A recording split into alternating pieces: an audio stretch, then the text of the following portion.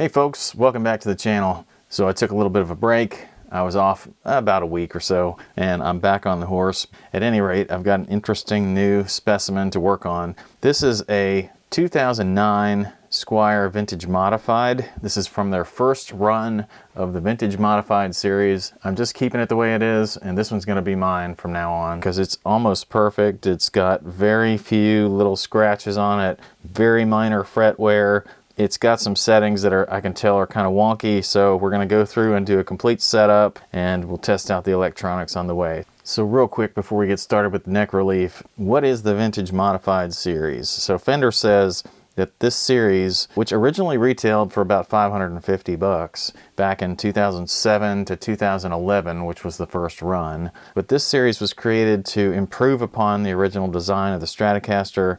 These have these Duncan design pickups, which are designed in America but built overseas, so kind of an upgrade from the originals. I believe they're Alnico 5 magnets.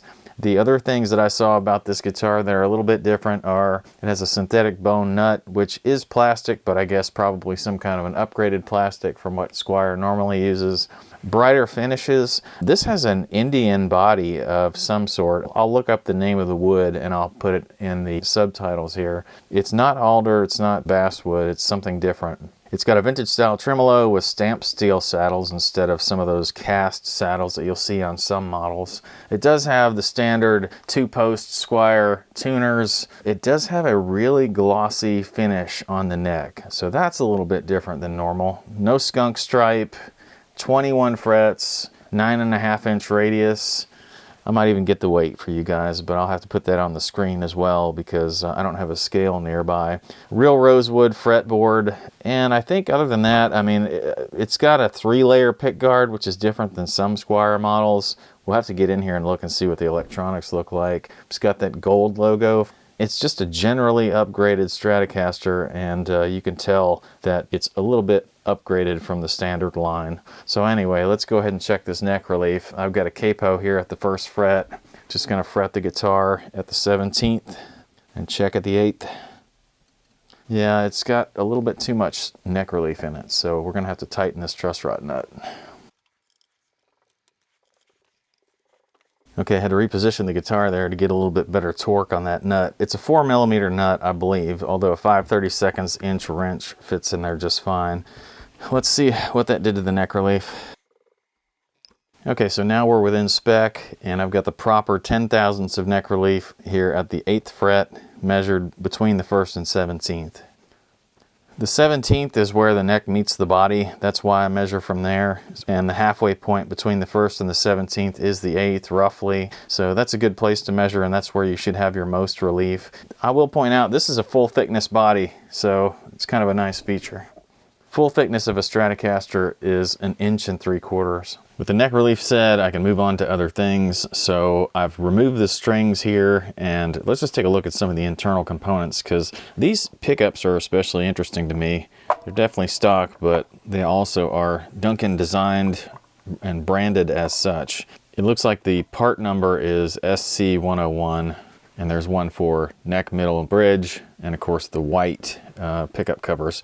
It's got full-size alpha pots, breadboard style switch, which I'm not a fan of because they have such thin metal components for the switch itself, and the contacts are just not very good inside that breadboard. But everything else in here looks really nice because the pickup wire is all shielded, jack wire shielded. I can tell it's got a bridge ground and a body cavity ground. The cavity itself is shielded. There's some initials in here from a builder, and it looks like this is just higher quality in general than most Squiers. I did also take off the screws for this jack plate here, and it's got a kind of a chintzy little jack. I'm of two minds about replacing that. I think I'm going to leave it original. I almost always put a Switchcraft jack in, but if I have any notion that anything's going to be collectible, I won't trade it out. This has shielding paint in here as well, although it is not connected to anything else, so it really wouldn't act as any sort of a shielding barrier. I will mention this is a black, white, black 3-layer pick guard. The back plate on this guitar is also a black, white, black back plate, and it's got the 6 individual string holes, and we'll probably take a look at that here in a bit, but while this is off, I don't want to flip the guitar over. Let me go ahead and take some measurements as to the resistance readings of these pickups. All right, so starting with the neck, we've got a 6.99 kilo ohm reading. Middle is 7.03, and the bridge is a little bit hotter at 11.3. So that is definitely not a sort of standard or stock set of Strat pickups. They're hotter than normal. So moving on to restringing, I first am starting out with oiling the fretboard, and you'll notice that I've got the pickups masked here as I do this oil, because when I put the lemon oil on there with some steel wool, it helps clean the frets, and obviously some little pieces of steel will come off in that process, and I don't want to get those stuck in the magnets themselves. Other than that, this is a pretty standard restringing process. I'm using a set of 9 to 46 Ernie Ball hybrid slinkies, and I prefer those because it's kind of a good mix between a set of 9s and a set of 10s. All right, well, everything smells nice and lemony now that I have oiled the fretboard, and I have the strings on, so I'm ready to do some adjustments. I've been checking the action here, and the action is pretty spot on. The spec for a Stratocaster is 4/64 at the 17th fret. Yes, I know that is a 1/16 of an inch. The spec is given in 4/64. And checking those across the board, these are all pretty good. If I needed to raise the saddle, I would tighten these Allen screws here with an appropriate sized Allen wrench and raise them equally so that the saddle stays level. And also, if I needed to lower them, I would unscrew them or turn them counterclockwise. These are all good, but one thing I can tell is massively off on this guitar is the intonation.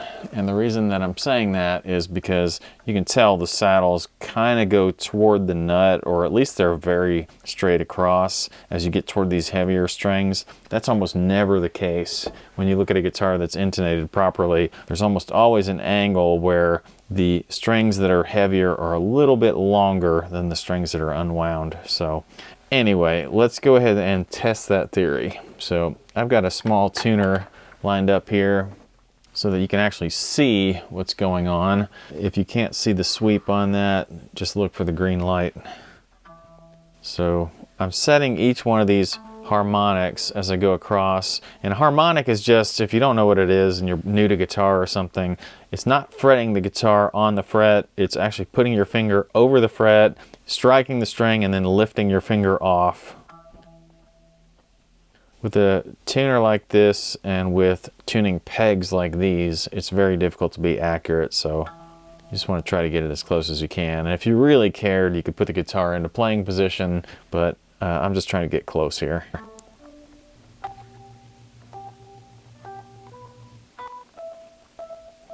All right, so those are all pretty close now. So what you're comparing here is the 12th fret harmonic to the 12th fret fretted note for each string.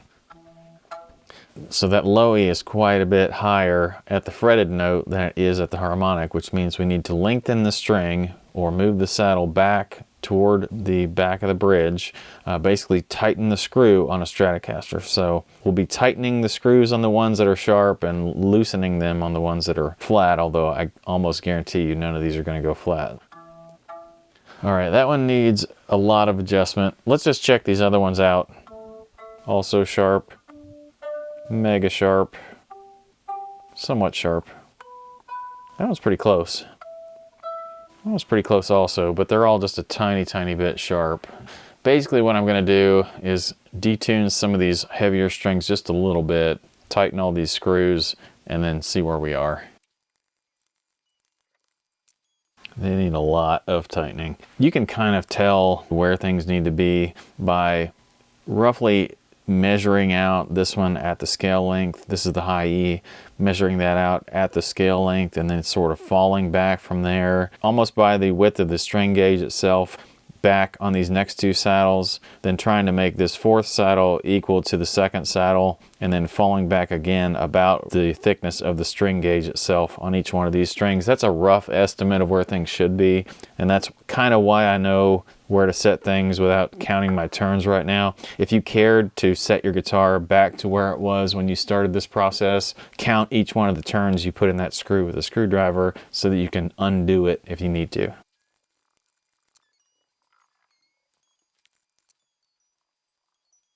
I'm a lot closer, but like I said, this is a fine-tuning process.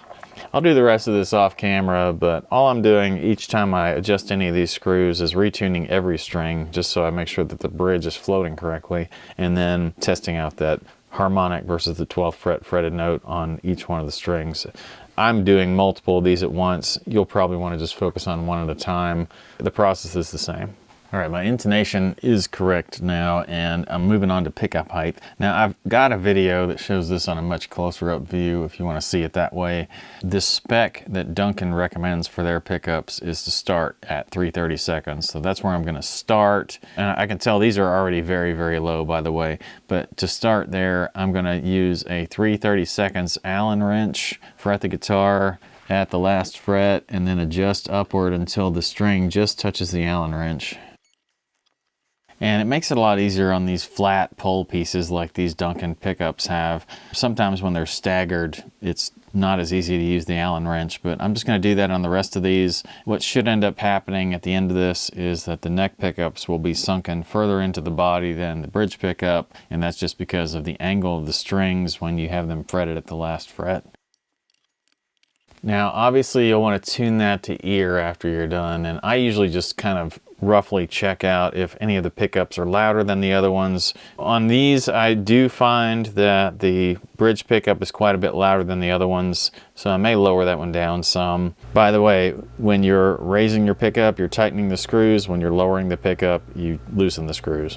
One final note on these pickups before we wrap totally is that each one of them has a 52 millimeter post spacing. And that's pretty typical of a bridge pickup, but it's not so common on a neck and a middle pickup in a Squier. So I guess they were kind of going for the vintage theme of the same pickup pole spacing all the way across. Now, in the brief testing I've done of these pickups, they sound fairly dark compared to standard Strat pickups. I've read that about these pickups, that they sound dark because they've got some copper shielding on the inside that makes them almost sound kind of like Telecaster pickups. And I've read that you can actually go in and snip the shields, and I'm obviously not going to do any of that because I want to try to keep the originality of this guitar, but that might be something that you might want to look into other videos to see how to do. I have some videos coming up in the new year that I'm going to do an extensive upgrade to an Affinity Strat, probably even a Bullet Strat. So look for that if you're into modified Stratocasters, and I probably will have at least one more episode coming out before the end of the year. I'm hoping to do kind of a state of the channel, end of the year wrap up kind of episode, so look for that. I really appreciate when you guys give me the likes and the comments. I even enjoy some of the occasional negative comments to just kind of check me and just sort of see what people are thinking. And I really appreciate you all who are using my Amazon links. That helps me out. If you want to help me out directly, feel free to use that thanks button on YouTube. In the new year, I may actually get into some other platforms. If I do that, watch for that announcement on this channel. I'm very thankful for those of y'all who have subscribed, and I'll see you guys next time. Thanks a lot.